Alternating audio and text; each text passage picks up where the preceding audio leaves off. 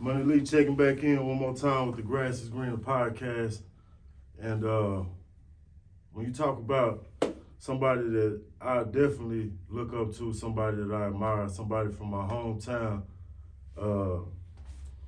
went to Nacogdoches High School, grinded his way through college, and actually fulfilled a dream that most of us as kids dream about, and making it to the NFL and having a sustaining career in the NFL, starting in the NFL, longevity in the NFL, somebody that I really look forward to talking to, sitting down with, and having a good interview with my boy Kynan Forney, big bro. What's up with it? What's up with it? Appreciate you for coming through, man. Yes, sir. I want to start off like this, man. When you first made it to the NFL, and you was blocking for the legendary Mike Vick, and you lined up on the O-line, and you looked across the way, and you seen Ray Lewis, or you seen Michael Strahan. What did you think about it as a rookie or your second year? Like, how did that, somebody that we looked at, how did that feel? Man, I know one thing. I was like, man, it ain't no time to be scared now.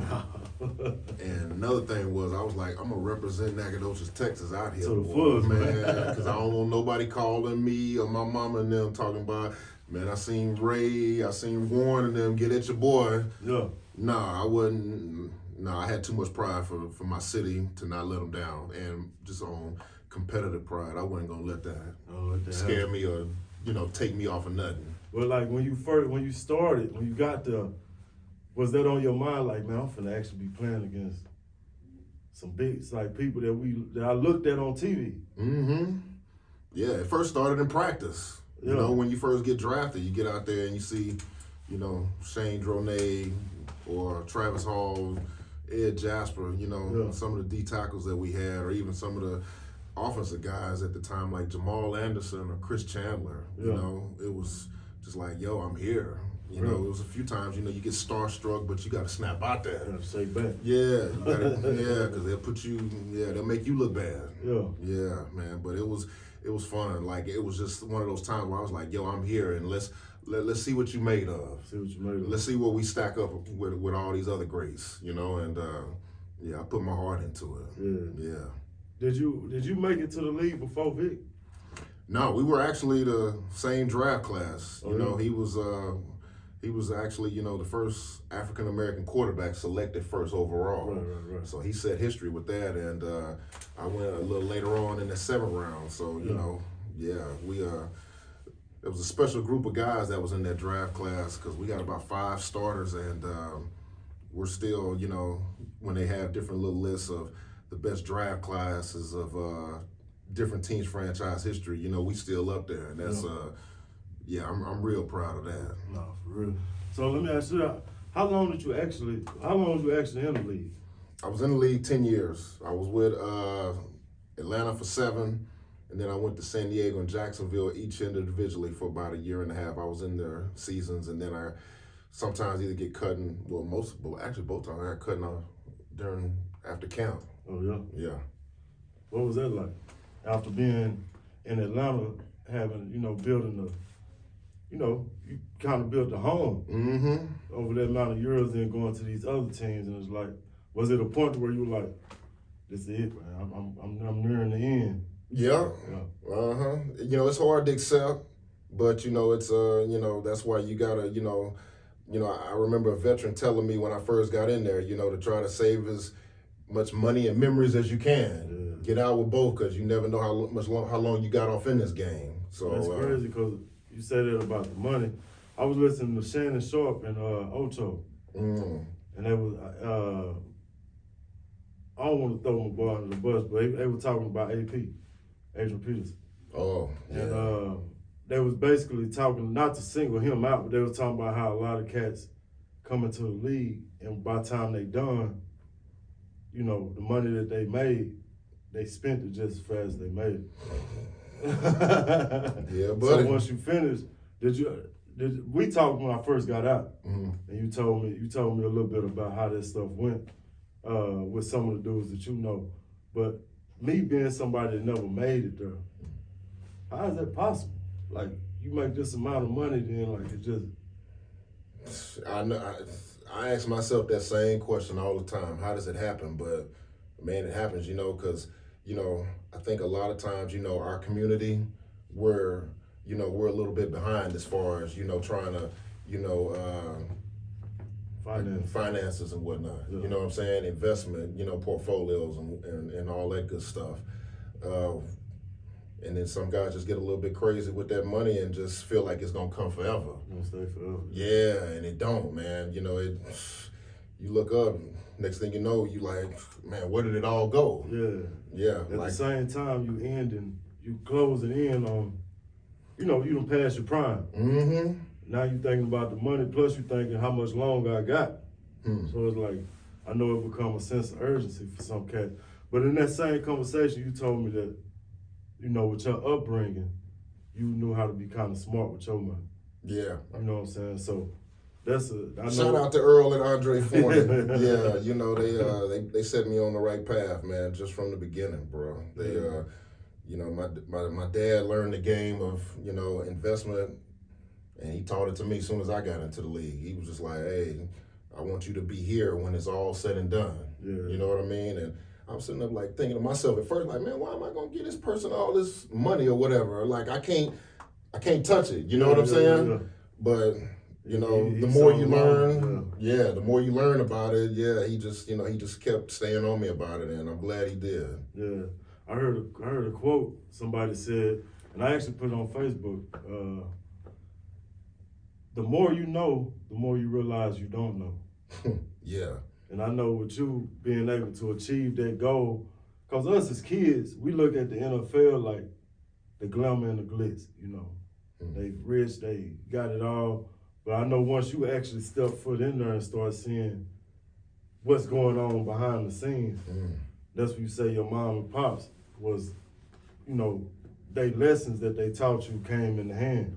And, it was a benefit in our community because, a lot of people don't have the benefit of actually having that knowledge from a father. Mm-hmm. So I know you appreciate that a lot. Man, the older I get, the more I appreciate it. Oh my gosh. Like, what's that old saying? Just keep on living. Yeah, keep on living. Keep on living and you'll keep on learning, right? They say experience is the best teacher, man. Oh my gosh. I've had to bump my head up a few times, just to get that lesson, Yeah. But yeah, man. But I gotta ask you this though, bro. Like, we talking about, the saving and being smart. I know when you seen that first check, I know you blew some bread on something. Yeah, I had to. I know you had to get it out your system, then you shake back and get back on point. But what was that first thing that you were like, when you look back like, man, I blew some bread on that? Man, first thing I blew some bread on was just furniture. I had to furnish my apartment. Yeah. I had to pay back a college credit loan that might have been like $9,000. I had to pay that off. Yeah. I got me you remember them big flat screen TVs that you sit on the floor? Yeah, the big boys. Man, I got me one of those. I got the PlayStation or whatever. Yeah, I was a big gamer back then. Yeah. So yeah, I got all that. I wasn't really into the jewelry and all that other stuff. That wasn't never my style. Yeah. But you know what I'm saying? Like I always still even kind of had my head on my shoulder. I'm like, you know what? I might buy this, that, and the third, but I'm still do what my pop said and go invest some of it back. Right. You know what I'm saying? So you one of them cats that walk through Target or Walmart.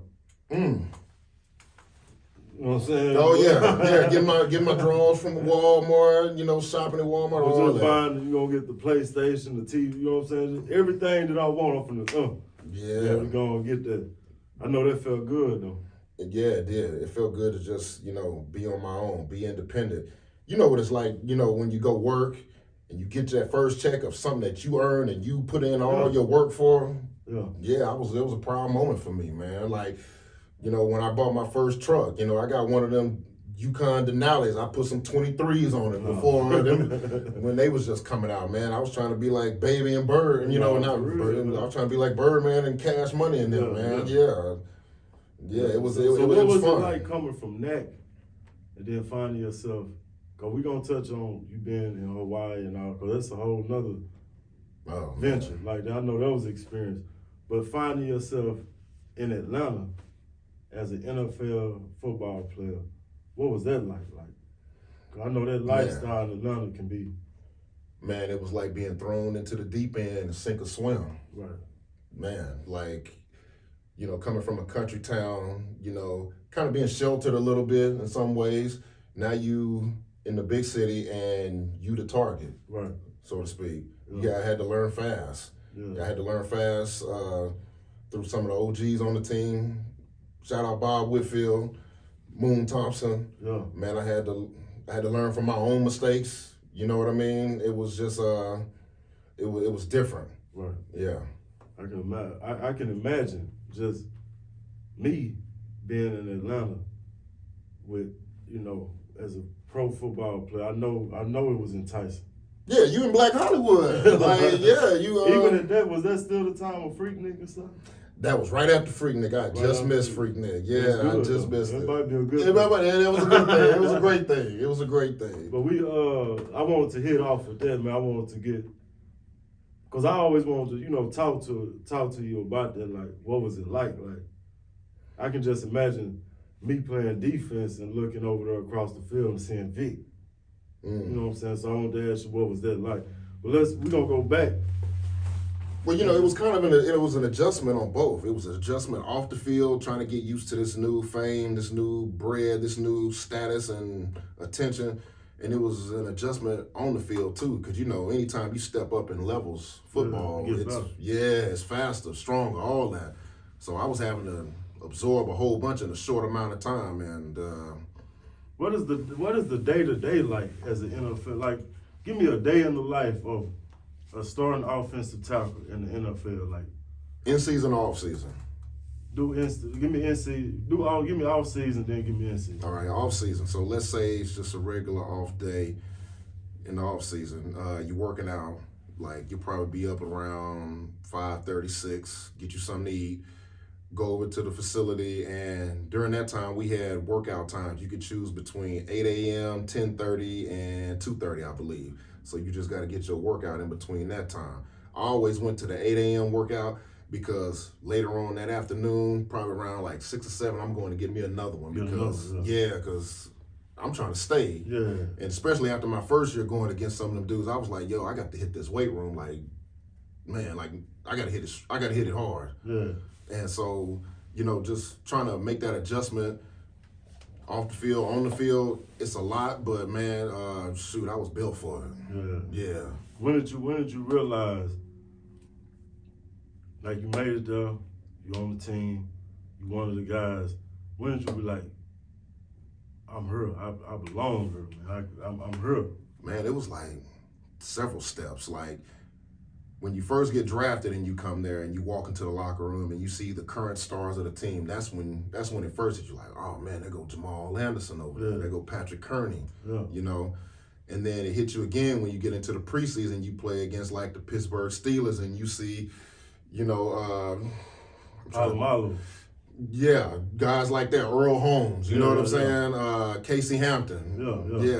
It hit you then, but then it really jumps on you when that first regular season game comes, because I ended up being a starter, and we were out at Candlestick Park out in San Francisco. And at first, I'm sitting up like, man, I used to watch the Cowboys play in Candlestick Park on Sundays, and here we go, right? Yeah, here I am. And then the stretch line, you know, all week, well, not the stretch line, but all week, I know I got to play against Bryant Young, you know, who just went into the Hall of Fame last year. And at this time, he's like in the prime of his career, right? I'm first year coming out of University of Hawaii. And so I'm sitting in stretch lines and I'm looking to my left and I see this joker run. And I'm just like, wow, that's BY. Because I used to watch this joker at Notre Dame. But I see my old line coach come out the corner of my ear, just right here. Hey, snap out of it. Quit looking. He knew what it was. He was like, stay back. Quit staring at him like that. You know, he saw, I guess he'd done that a bunch of times, but like lining up there, getting that first play against him, seeing him and Stubblefield and some of them other guys they had, like, yo, here we go. What year was it when y'all, what was that, when y'all came out? 2001. That was our draft class. Yeah, so, and then on through my rookie year, there were just different little times where you go against somebody that you've been watching all your whole life, and now you got to play him. Now you got to go get his respect. Where you lined up with somebody, and you like, man, look at like BY. Mm-hmm. But when you win against him, like, oh man, this nigga ain't. You know what I'm saying? Yeah, it was a few. I felt like I've been watching him, but I can handle this cat. Man. You know what I'm saying? Like, yeah, it was a few of them out there. That's where it started giving me that confidence, let me know, hey, I'm on the right track out here. Man. Exactly. You know, there was even some times I went against a guy from college that got the best of me, and then I saw him later in the league, and I was like, man, this motherfucker ain't that strong no more. Yeah. That just gave you encouragement, man. Yeah. Keep going. It's one of them things where, like, I tell young kids all the time, man, each individual battle, take that as a win. Take it as a win. Let that build on your confidence. Whatever it is in life, whether you on the field, off the field, you know, whatever win you get, man, take that. Take that. Mm-hmm. All right, so I want to go back though, man. I want to. We done introduced you as, you know, somebody that paved your way and stood on your team in the NFL. You won one of them cats. And salute everybody that make it to the professional level. Definitely. You got to be worth something. Yeah. But you weren't one of them cats that made it but didn't make it. Right. You made it and you sustained a career. Let's go back to Kynan Forney. 9, 10, 11 years old. What was that life like? Man, that was a young boy with dreams of being a professional athlete. Yeah. Like, I grew up playing baseball, soccer, you know, different little sports that NAC had. We didn't have tackle football at the time. You played tackle football in the neighborhood. Wherever you could find it. Right, you know. And, you know, trying to play with older kids, you know, that's kind of where you try to prove yourself a little bit, you know, because the older kids hit you, you start crying, you can't play no more. Yeah, or a sticker bug, you fall in a sticker bush or whatever, and you crying off of that. Go over there with them other kids that's crying. You can't play no more. Mama put peroxide on. Yeah. Deal with it later, right? Deal with it later, man. Yeah. So, you know, like, I always wanted to be a professional athlete. You know, like, growing up, it's an old movie called Major League. I don't know if you remember that with Charlie Sheen and Wesley Snipes. Man, I used to watch that movie back and forth all during the summer playing baseball. Yeah. I just always wanted to be a Major League ball player. Like, so baseball was your first love? Yeah, very much so. That's crazy, because I think that's a common thing in NAC. I tell people that baseball was my first love, because that was the first sport that we could play that was like organized to where you could see your talent against people from other places. Because like you say, basketball and football was more, well, they had a little basketball league, but those sports was more like in the hood, like in your backyard. Baseball was my first love, man. Yeah, man, I love me some baseball, bro. Like, growing up, like I was just out in my house, my dad's house here a little earlier, and looking in the old cabinet, and he still got them old, like, we used to sit up and watch the '86 World Series, you know, with the Mets playing Boston. We used to watch, you know, the A's playing the Dodgers in '88. You know, that was my shit, man. Like, I would go from game 1, 2, 3, 4 all the way. I don't care. I know who's gonna win, but I'm watching it. So you could sit up and just watch baseball. That was my thing. I love playing baseball. I couldn't watch baseball until like the playoffs or the World Series. Like during the season, I can't sit and watch a game. It's too slow. Well, I can't watch it now. Yeah. But like playing it. Like out there in Eastwood, bro, we used to play, like baseball gonna be the first game we played. Then basketball, we play football, but we gonna play baseball, man. So that's crazy. So you as a little league baseball player, in relation to somebody, was you a slugger? Oh yeah. I was Jose Canseco, Mark McGuire, man. I was one of the Bass brothers, man. I was knocking it out the park. What position in the field you played? I would play first or third. You know, sometimes I would be a catcher. Sometimes they try to make me be a pitcher, but yeah, like I like third and first most. Yeah. And I always batted like third or fourth or something like that. baseball was it for me, man. I thought I was really going to the major leagues, bro. I was like, man, I'm about to go play for the Athletics, and that's just what it is. Yeah. Athletics around that time, they had Jose Canseco, Ricky Henderson, all Yeah. Jose going for 40 back then. Well, you think he was juicing in? Yeah, probably.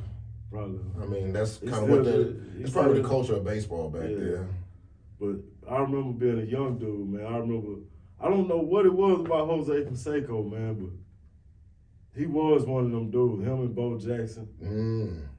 Like I say, Ricky Henderson, Kenny Lofton, Dave. I used to like the Braves. Okay. And the Yankees. I used to like David Justice and I like the pitchers they had. Glavine and who was the other pitcher they had? Smoltz. Yeah, Smoltz. Ooh. Yeah. Was it Tom Glavine? What was his first? Yeah, Tom Glavine. Yeah. That's crazy. Hey, you want to talk about? I was starstruck when I met them my first time. I went to a game and I was like, hey, man, I used to. So once you made it to the league, was they still playing? They were still playing. Okay. Yeah, man. Smoltz, they was cool, man. I was like, man, I used to mess with y'all for real, man. Yeah. That's crazy we talking about that. I used to like Craig Biggio. Yeah, for the Astros. Oh yeah. Mm-hmm. That's crazy. So we talking about baseball. Give me your top 3 favorite baseball players of all time. My top 3, my favorite. Let me see. Growing up, Canseco, McGuire, and Griffey Jr. Griffey Jr., man. Yeah. Griffey, my number 1, man. The kid, boy. I mean, I said that all in no particular order. You know what I mean? Yeah. But Griffey just came after them cats, man. He came out in maybe 90 or something like that. Yeah. But yeah, he had that upper deck card that was a rookie card that just went up crazy up in value, man. Shout out Ken Griffey Jr., man. He was one of the only ones in that era that didn't get hit in that. No, he didn't get caught up in none of that. So he a true Hall of Famer. But I don't even hold. I mean, whatever the rules and regulations are, they are. But if you good, you good. Right. You know what I'm saying? But if that's what the rules was back then, then that's what it was. That's what it was. So do you think Pete Rose deserved to get to the Hall of Fame? Yeah. Eventually, huh? Eventually. I heard somebody, I'm asking that because I was listening to some a couple days ago, they were talking about, I didn't know he had 4,000 hits. Man, what they call him, Mr. Clutch or something like that? They were saying that's a record that'll never be broke, or like 4,000 hits. So they, shout out to Pete Rose. I know he did whatever he did, but let him up in there, man. You know what I'm saying? Man, forgive and forget. Yeah.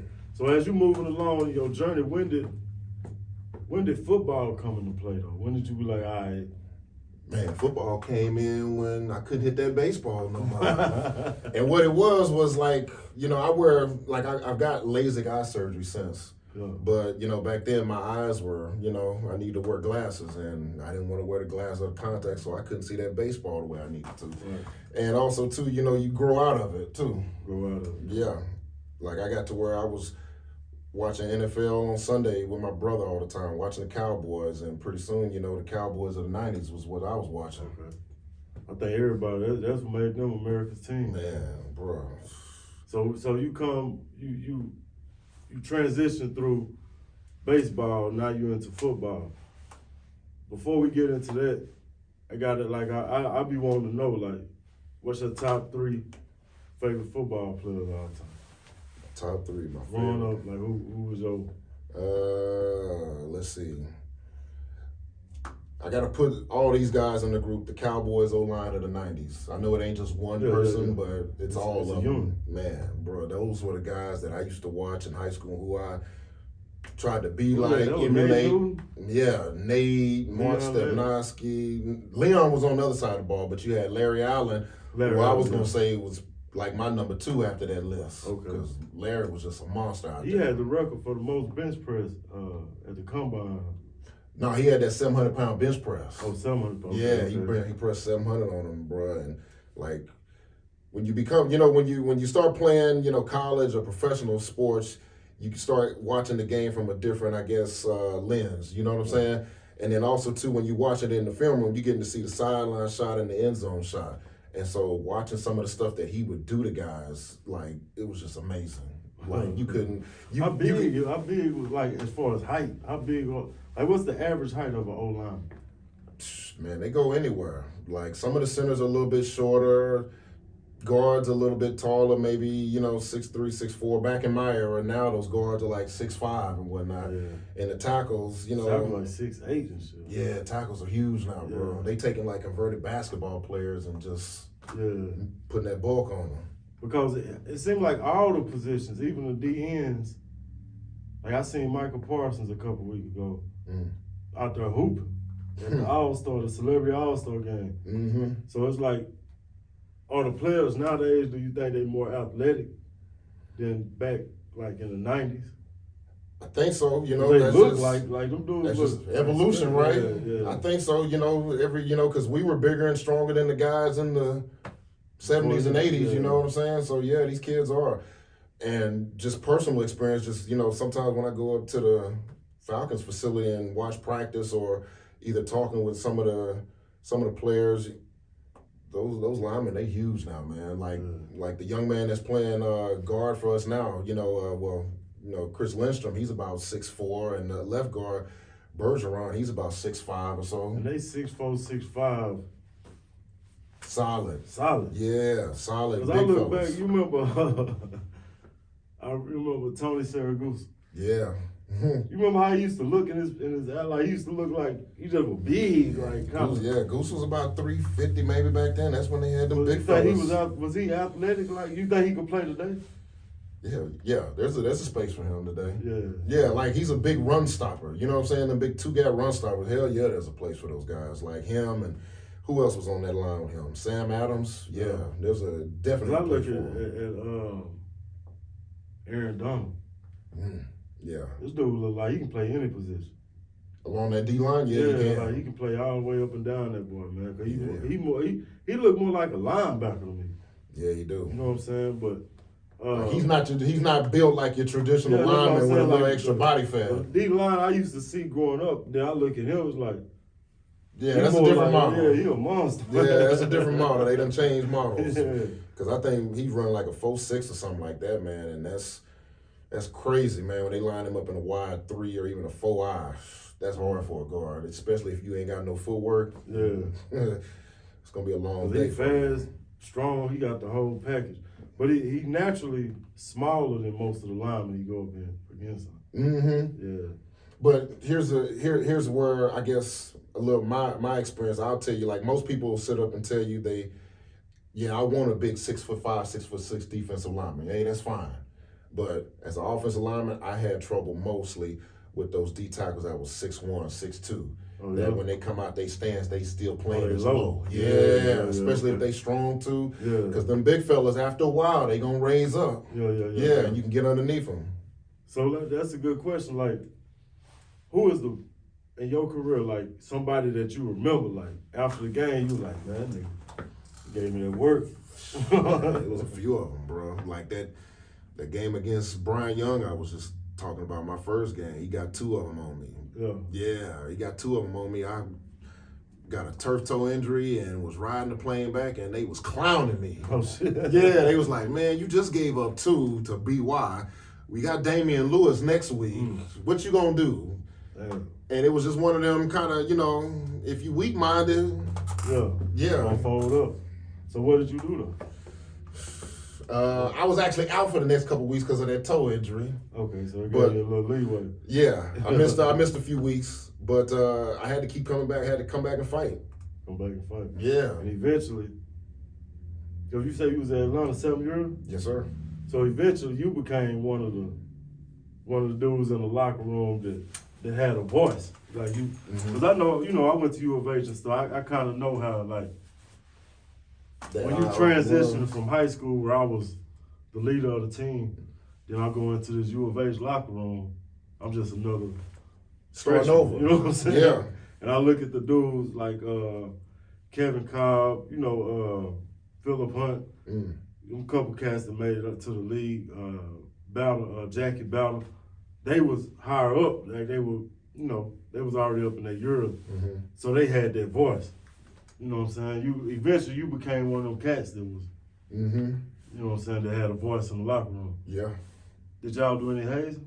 Like, did you have the rookie like carrying your pads off the field and shit like that? Man, I was kind of cool on them rookies a little bit. I ain't get on too bad, but we did make their ass buy chicken on the away games. We did make them get donuts and biscuits Friday mornings.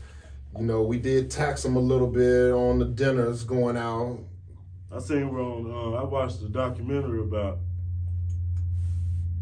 I think about the Tony said Baltimore Ravens, 2000. One of the years they won a Super Bowl. Yeah. But they were making the rookies come in. They would make them in the preseason, in the film study or whatever. Make them get up there and sing a song, shit like that. Yeah, you know, rookies got to sing. What you had to do? Man, I ain't sing no song. I ain't sing no song. Like, this is what I did. They always got the rookies at lunch or dinner. Yeah. And that's usually right after practice. Like during double days. Kids, they don't do double days no more, so kids might not know. But like, you go into to the restaurant or whatever, not the restaurant, but the cafeteria, and they'll have you singing whatever. My thing was, I'm gonna hang out over here at this locker room for as long as I can till everybody clear out. Yeah, so by the time I get up there, the vets are already back in their room sleep. So I never had to sing a song. So you found a way to finesse the. Yeah, I wasn't gonna sing no song, bro. I think that's what I would have did, cause I don't know what it was when I got there, bro. They didn't make me. When I got to U of H, I ain't have to do no. They ain't make you sing your school fight song, nothing like that. I think they kind of saw in my face like, we ain't gonna mess with this one. It's like we gonna get them another kind of way, man. But it was cool, man. I enjoyed my experience in college. Hey, I've been some other places where they treat rookies a lot worse. I know I was in Jacksonville, man. They was shaving the rookies' eyebrows off. I don't know who you. He be Tom Brady. Hey, buddy, man, they kids, they get to sweating, and you know your eyebrows. You don't realize how much you need them till they gone. That sweat get in their eye. They be. That's crazy, man. Yeah, man, but it was, it wasn't nothing, where they was beating nobody up. It wasn't nothing crazy. Yeah. It was all, just humbling them.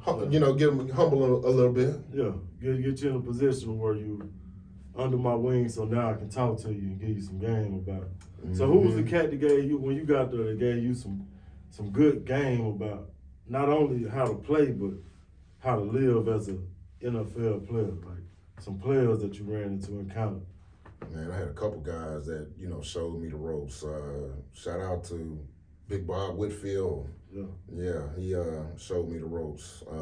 Shout out to Jamal Anderson, Dirty Bird. He showed me the ropes. Shout out to Michael Moon Thompson. He showed me the ropes. Each one of those guys played an integral part in just helping me to navigate this new landscape I was on. It was needed, and I appreciate them dudes. I know it was a culture shock, man, coming from a town like, not saying NAC ain't got no swag, but we got swag. Yeah. But you going to the swag capital. Man. Atlanta. So and I had to go there and learn I had to learn everything, like the good stuff. I had to learn. Man, I had to learn the streets. I can imagine that you kind of knew coming from NAC and going to. You went to Trinity Valley. Yes, sir. And then Hawaii. Yes, sir. Going to Hawaii, that's probably a bigger culture shock than goddamn Atlanta. Cause you going to a different. Like that seemed like a whole, like that's different. It's a whole different world out there. That's a whole what was your first, world. like going on the plane, like, man, I'm actually finna be, like this is the place that people plan for vacations. Right. I'm finna be over here for a couple years. Right. Like, well, first off, the visit that they brought me on was off the hook. I already know. Man, that visit was crazy, bro. I had such a great time on that visit, man. Yeah. Whew, boy. Shout out to my boy C. Lewis, who was my host on that visit. That's still my dog to this day. You say, ooh, oh boy. Nothing else got to be said. I already know. Right, man. Hey, I committed on Sunday morning. On the morning you going back? Yeah, man. I'm going back, but I'm going to be back. Yeah, that's what I told her. I say, I'll see you in August. Yeah. Yeah, man. I had a great time on the visit. So is that, I imagine Hawaii, bro. I've never been, I only seen it on TV. I imagine Hawaii being like everywhere is like a resort, like the beach, like people doing the. It's a palm tree everywhere. Like dancing, like you see belly dancers everywhere. Yeah. Yeah. What was that experience like as you look back now as a father, a husband. You look back over them years that you was in college. What was that like to you now as a grown man? Man, it grew me up. Yeah. I'm so thankful for it, man. You know, they say God got a path for everybody. Yeah. That was definitely my path. Yeah. Definitely. Because, like, going out there, I had to, it wasn't like my mom and them could jump in the car and come see me and get me. Whatever it was, I had to figure it out. Right now. Exactly. And there was it was some good times, and there was also some trying times out there where it was like, man up and figure this out. Right. Because, you know, when I got out there first, I was playing, then I ended up getting injured, and I had to get both shoulders operated on. And so I had to sit in that. I had to sit in that whole process of, am I going to make it back? Right. Are they going to cut me? You know, we got a new coach. Is he even going to be messing with me like that? I had to sit in that for some months, you know what I mean? And that stuff grew me up. Yeah. It grew me up, man. It really just taught me, man, you got to take responsibility for yourself. Yeah. I can imagine that, man, being Hawaii, like, that's, for your parents to get to you, it got to be a flight. Mm-hmm. They got to get on the plane, or they can't just drive. Even if they say 5 hours, right. They're going to drive. You got to go drive, get on the plane. So you and you got to spend some money, too, to get there. Yeah, so it's like, man, I know that this journey is finna be one of the ones that's real. It's gonna be fun, but it can't be real fun because I'll be fucking up. Man, bruh. Like, you think about it, like, if you take yourself back to Texas during that time, 97 when I was coming out, I was listening to UGK, Swisher House, Screw, all that. Yeah. And then I jump off the plane in Hawaii and it's tropical type stuff. And I'm like, what the hell is going on? Y'all ain't, where the fried chicken at? Where the soul food? What is the food like out there? It's the food is good. Yeah. Food is good once you get to learn everything. Acquired taste. It's an acquired taste. Some of the stuff is, but some of the stuff is really great. You just gotta, you know, dive into the culture, which is what I had to do. Right. You know, a lot of my teammates, I had a lot of real cool teammates, man, that would take me to their house or, you know, introduce me to their family. You know, hey, you want something to eat? You know what I mean? Like, they just was real good to me, and a lot of the food that they made for me, I still make for my kids today. Oh yeah. Yeah. Like, man. what's something that you cook today for your kids? Like, what type of food is it though? Like, man, you're gonna think this crazy, but man, over in Hawaii, they love to eat Spam, rice, and eggs for breakfast. For real? Man, hey, fried Spam? Man, fried Spam. It's good too, bro. Man, I run it down. Man, I'm telling you, put some soy sauce on the rice. But I didn't expect, though, in Hawaii, they busting the Spam can though. Bruh.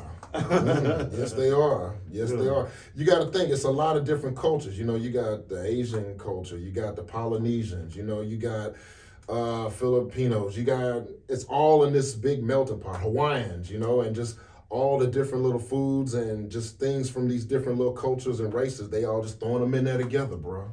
Did you see a lot of dudes that come out there, they get swept up in the life of Hawaii and lose track of school? Yeah. That almost happened to me. Yeah, I could see that being a big, big distraction. Yeah, man. You know what I'm saying? Because during that time in Hawaii, man, you know, it's you got to think about Honolulu's a major city. So right. whatever you want to get into is there. So Honolulu is where the school is? The campus is actually on Manoa, which is like 15 minutes away or whatever. But like Waikiki is 10 minutes away. You can get to whatever you want to get to. I done heard Honolulu and Waikiki only in the sense of having fun. You know what I'm saying? Yeah. So I know that was like a vibe, like all day, every day. Man, all the time. So when y'all was out, like, just say off season, and you went home, you came back, like what was y'all doing? Like is it bars or is it clubs? Y'all just on the beach?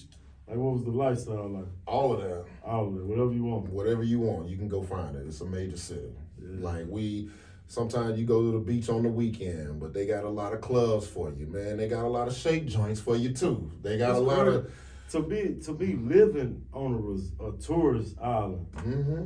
They gotta be like every day I wake up, I'm on somewhere that somebody wish they could take a vacation to. Man, they gotta be experienced.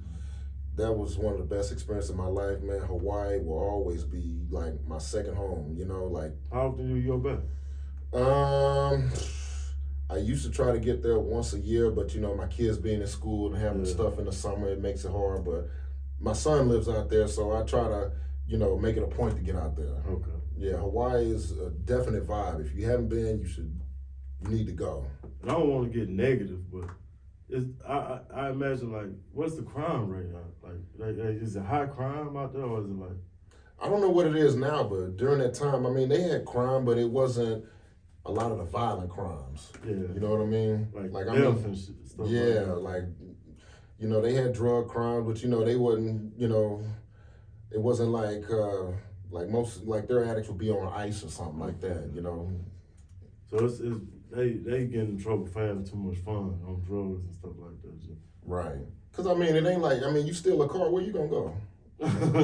You know what I'm saying? Yeah. You kill somebody, where you going to go? I mean, not to say that it probably didn't happen, but when you was there, like, what was the population in Honolulu? I can't even remember. But it's enough people to know it's a major. Yeah, it's a major city. Yeah. I can imagine being a recruit coach at Hawaii.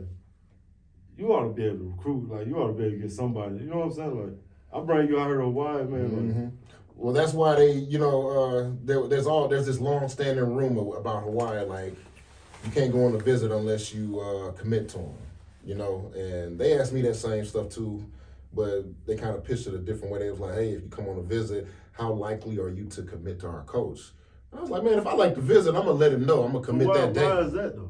Why is that Man, I guess them expensive tickets. Oh, and who don't want to take a visit to Hawaii Friday, Saturday, Sunday? Yeah, you know what I'm saying? Yeah, just for the hell of it. 5-star recruit, knowing, like, man, I'm finna go to Alabama, Texas. But I'm going to take this quick trip. I'm going to take this trip. Right. Yeah, I can understand that, God, for real. I would do it. I'm finna go and take this little weekend trip out here. Yeah, everybody see what they got. But I know I'm finna go to Alabama. You know right. What I'm saying? But coming from, like, your journey was something that, you know, I knew you as a kid. Like when Big Lee went to SMU. Mm-hmm.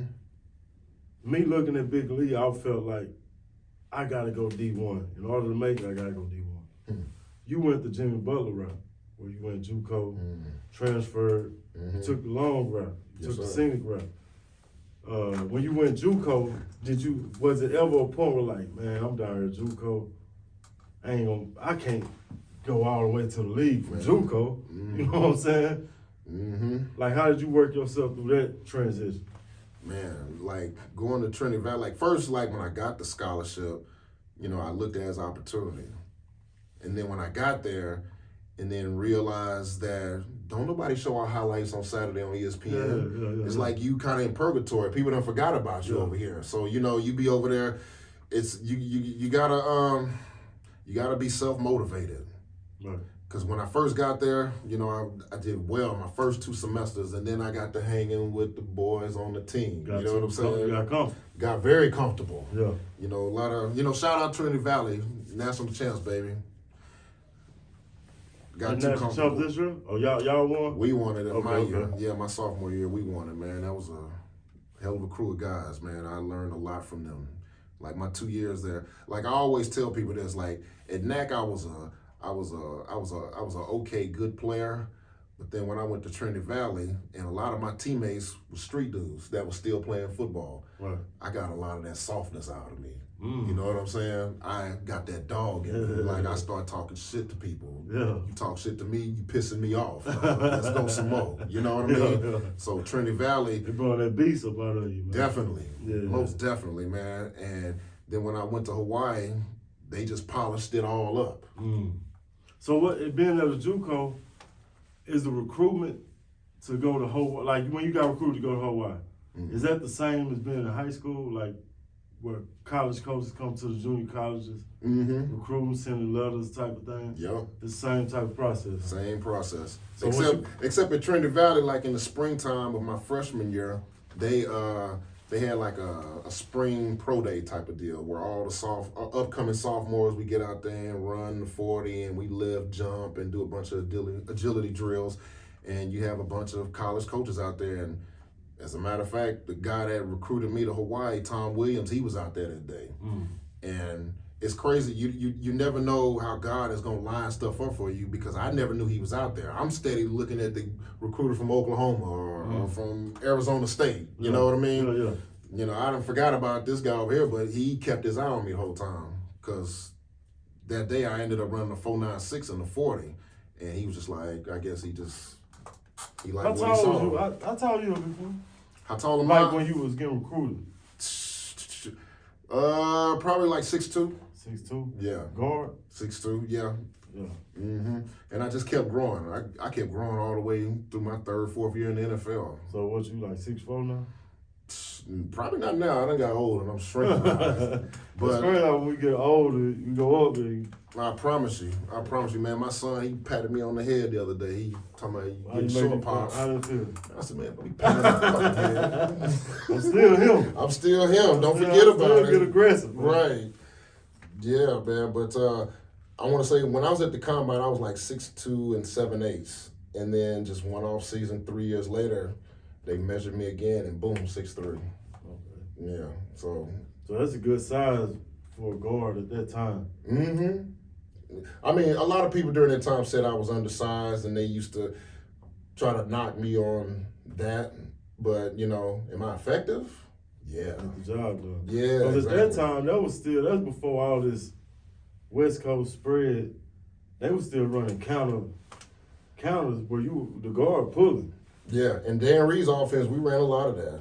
Where you did a lot of pulling, getting up on that linebacker and all that stuff. Yeah, the power was getting up on them, or the counters kicking out the DN, or even just a fullback trap real quick on that D tackle. Yeah, or even a sweep. Did you ever hit Ray Lewis? Yeah, I got a hold of Ray a couple times. What was he like, man? Man. That's one of my favorite players. Yeah, you know, I was, you know, you try not to be starstruck and do your job out But there. I'm saying, like, physically, like, when you hit it, was it like, damn, this nigga. You know what? But you bigger than him, so like. Right. Like, so the times I did get a chance to get up on him, it was like a quick chip or whatever. Where he trying to get off for you. Yeah, exactly. Like, we didn't thud up, actually. Yeah. He was using kind of like that.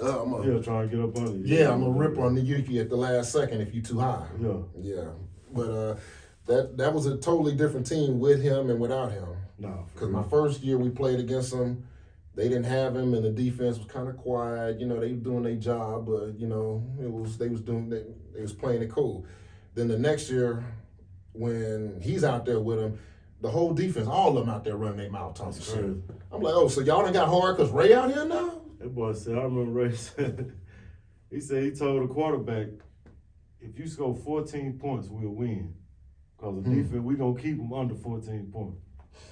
And what was that year that they won? That defense averaged like 10 points. Like, yeah, you couldn't run on them. You weren't getting nowhere with them boys, man. You can't run on them. Syracuse, who you was just talking about? Yeah. Syracuse, they had Ed Reed, they had the whole, I don't know if Suggs was there at that time, but the boy had a squad, man. He wasn't. I'm trying to think. They had Syracuse, Sam Adams. Yeah, Sam Adams. Pete Bullware. They had a squad. Yeah. They had a defense for you. Yeah, that was Ray Lewis, man. Because when I got my little bit of my thing is I was a safety, and you know me coming up in high school, Coach Brown, Tex Brown, he found out I was D.D. Lee little brother. So he converted you. So he said, "Hey man, you finna come over here," and he coached me his last 2 years. The last year of me going in, he saw I was pretty good at linebacker. My junior year. So me going to my senior year, he said, "Man, I'm finna retire, but I'm gonna coach you the last year." And he retired after that year. But that's what's up. He seemed like I knew that once I got to that linebacker role, I said, "This is me right here." I ain't gotta read coverages and all that. I ain't really fast. All I gotta do is get to the ball. You know what I'm saying? And shout out Tex Brown. Shout out Tex Brown, man. Yeah, shout out Coach Mack, Coach Davis, all them boys, man. The OGs up there. Jim Smith, my old line coach, baby. Yeah. So that's when I'm saying that to say that's when I started watching Ray Lewis. Man. Okay. When I got converted to linebacker, and that boy Ray was a beast, man. Yeah. Then later on, I got into Patrick Willis. Oh, okay. You know what I'm saying? Patrick played him too. Yeah. What was that boy like? He retired early though. Yeah, he retired early. I never got a chance to really get up on him. Yeah, the linebacker. I know me as a linebacker, you being a guard, I ain't trying to. I'm trying to get away from you. Right, You know right, what I'm saying? right. Oh, yeah, I see you coming out. I'm trying to, you know what I'm saying, get up Mhm. under there. But yeah, man, them boys, them my favorite two linebackers of all time. The people that I got to watch. You know what I'm saying? So, and I'm wishing that I ain't a Cowboy fan, but I wish that. I think the Cowboys should move Michael Parsons to an inside backer at this point, because he's smaller. They know about him. They double teaming him. He ain't getting the sacks like he was. I feel like he would be better on the inside where he running the ball carrier now. So I think if he played inside, I think he'll be a lot more productive at this point. But I might be, you know. I mean, he might, you know what I'm saying? Like in Dan Quinn's offense, not offense, but Dan Quinn's defense, Dan Quinn is rushing forward. And, you know, he's cover two back there. Okay. Yeah, I mean, I get why they had him up there. Yeah. You know, but his popularity at this point is like, they game planning for him. Oh, yeah. And I just don't feel like Lawrence on the other side is taking advantage of the attention that Parsons is getting. You should be over here.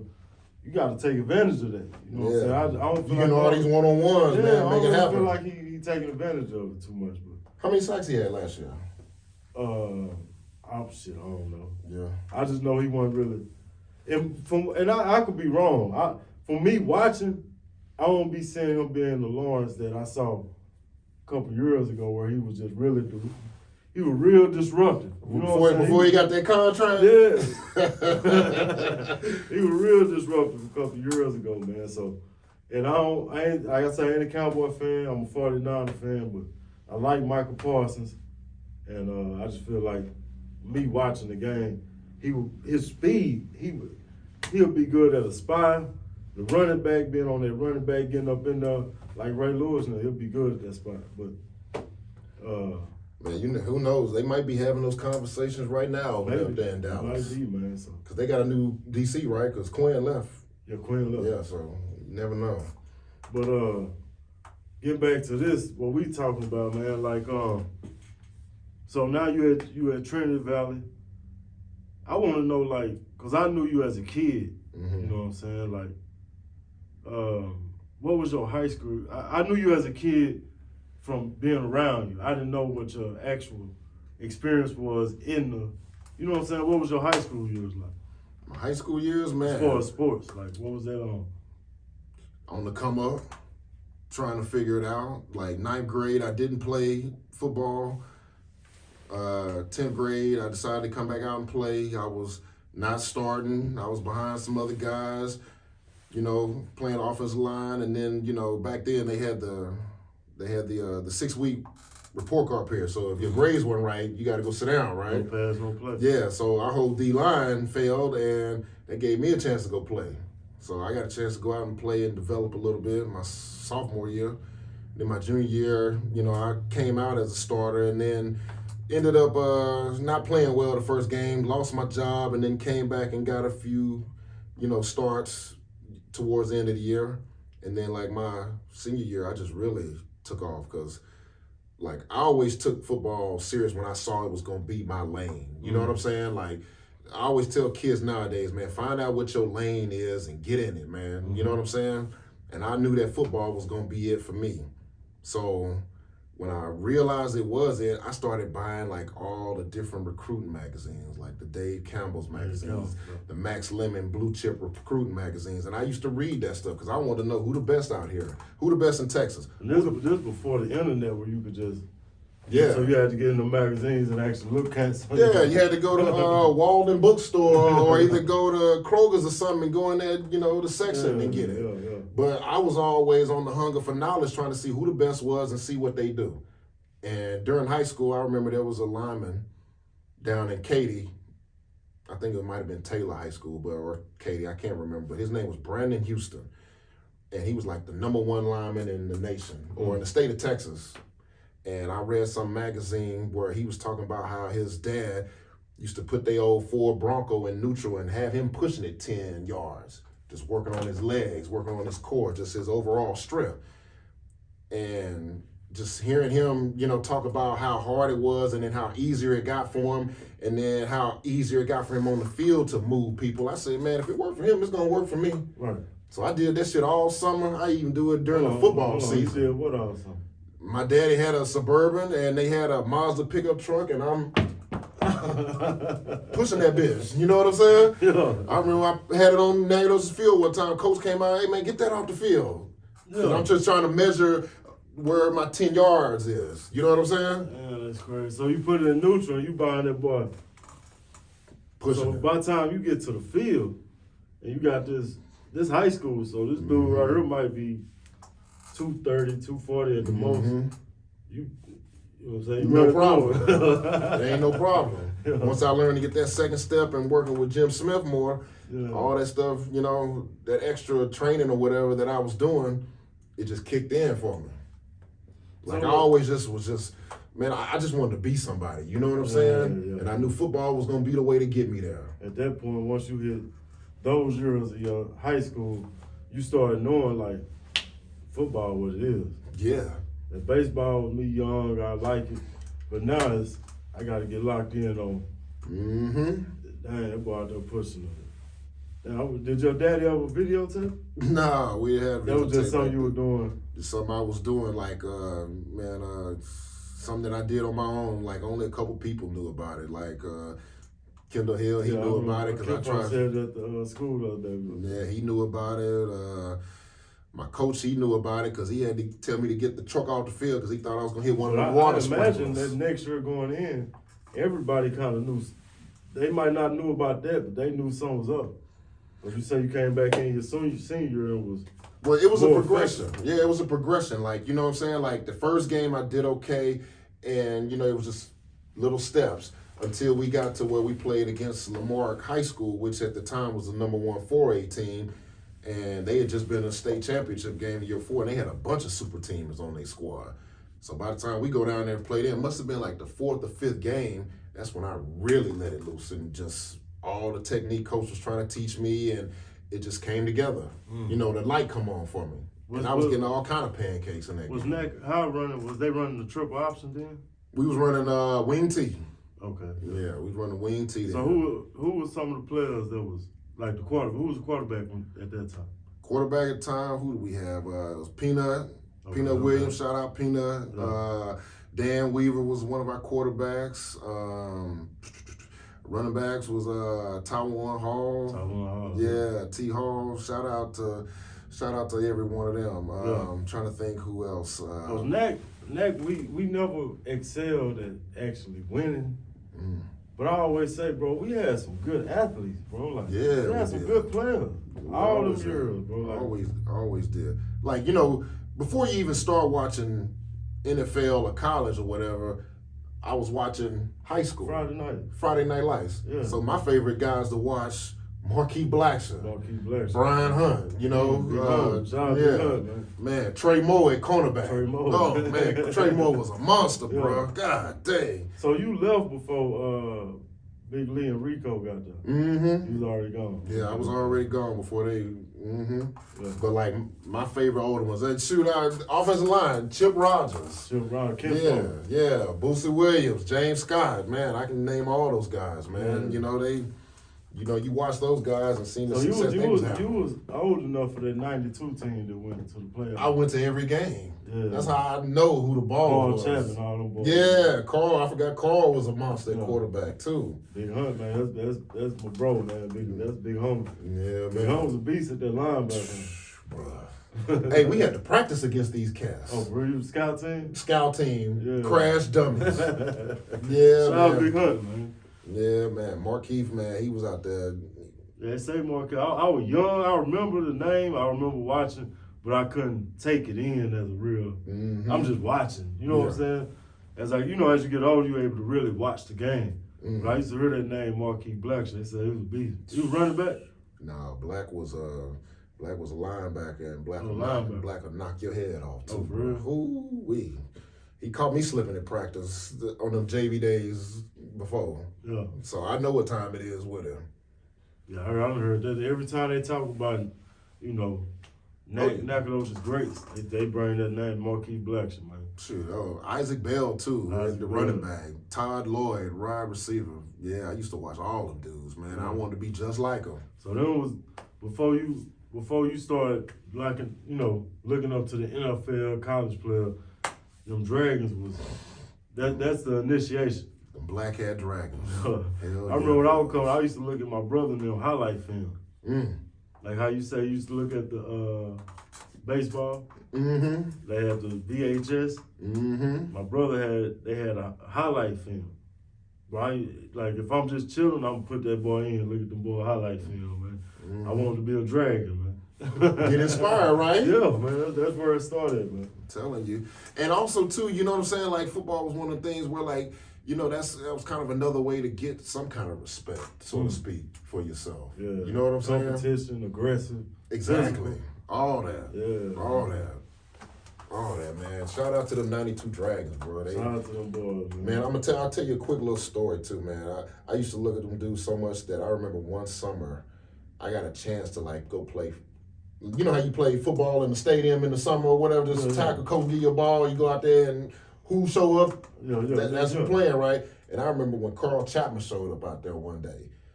And I was out there playing and I ran, I did good. And in my head, I was like, man, I'm gonna show out for Carl Chapman, right? And at one point in time, Carl Chapman came up and told me, man, hey, yo, man, you're going to be good. Man, you know what that did for me?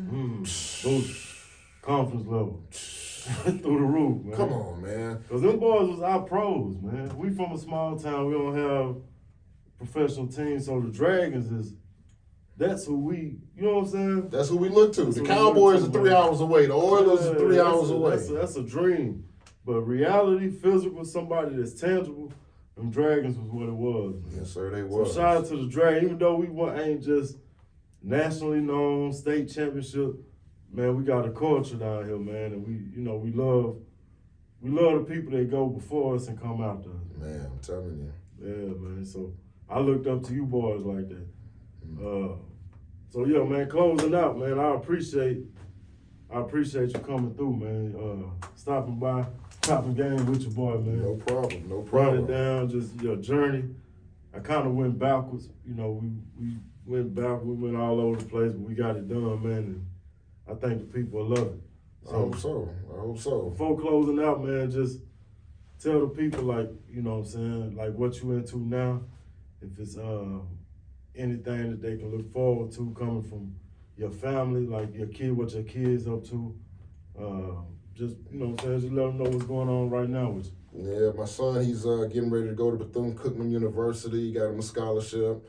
So he's getting ready to go down there, do some big things. I got my oldest daughter, she's going through nursing school, getting ready to get that money. Yeah. Got my two youngest girls, they're the best artists in the world. They love anime. I don't know much about it, but they love it. And it's hot right now. Yeah, man, these kids love it. And my girls, they are good at it. So, yeah, man, that's what we got. And, man, I'm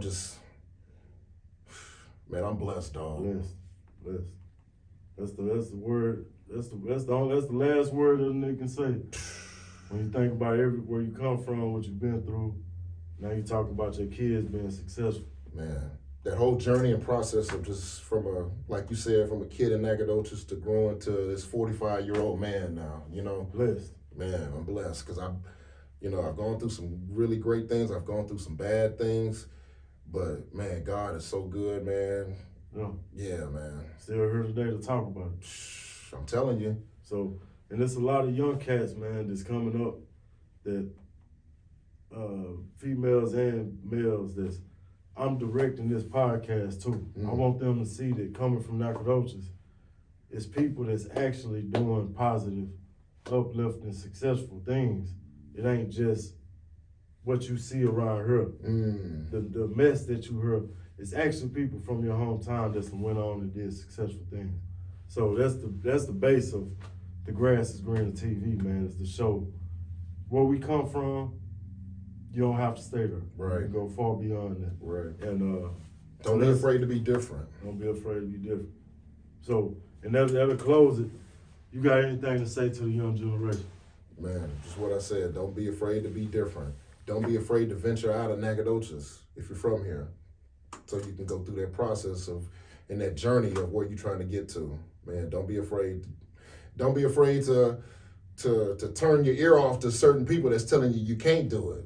You know what I'm saying? Because you're gonna have some people tell you, man, why you trying to do that? Putting that negative, glass half full. Yeah. You know, blinders on your eyes. Stay on your goal. Stay on your goal. Yeah, whatever it is. I appreciate you, bro. Appreciate you coming through fucking with me. The Grass is Green podcast. My boy Big Forney, Kynan Forney. Check on YouTube, check some highlights out, so you can see what's real. My boy really did that, man. I appreciate you, brother. Yes, sir. Yes, sir.